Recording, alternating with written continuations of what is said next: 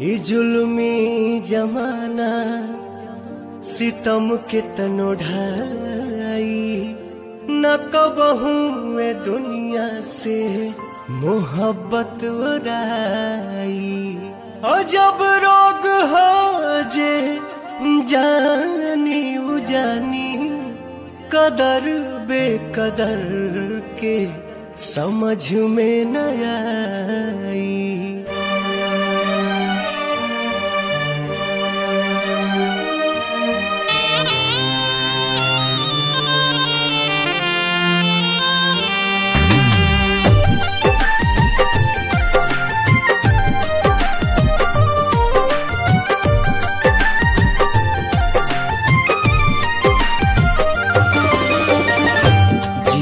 मरे के संगे खैली कसम संग ही सहे के रहे सारा सितम।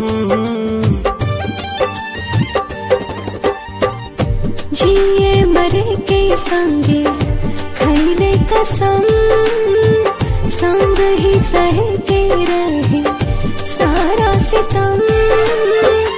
उहे जान भैली अनजान कहे पूछ के बतावा तनी चान। हे चान दूर कहे भैली हमर जान।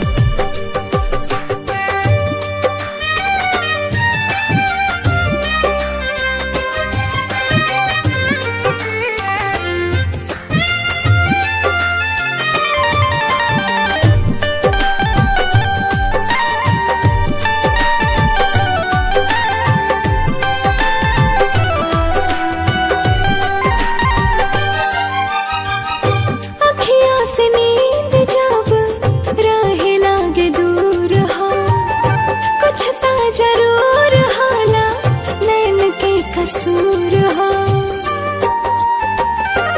हाँ, काहे के प्रीतिया बनौले भगवान हो।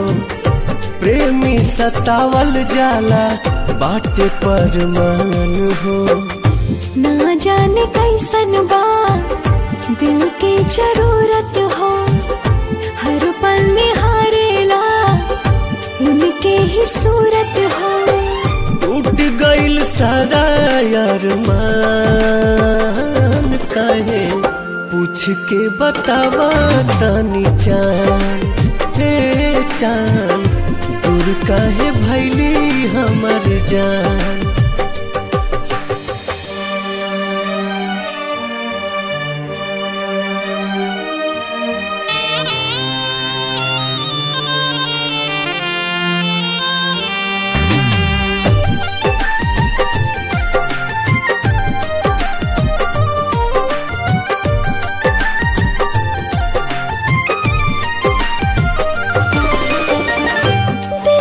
जरूरत होला सच्चा दिलदार के। बड़ा हार जाए तू ता बुझला न प्यार के।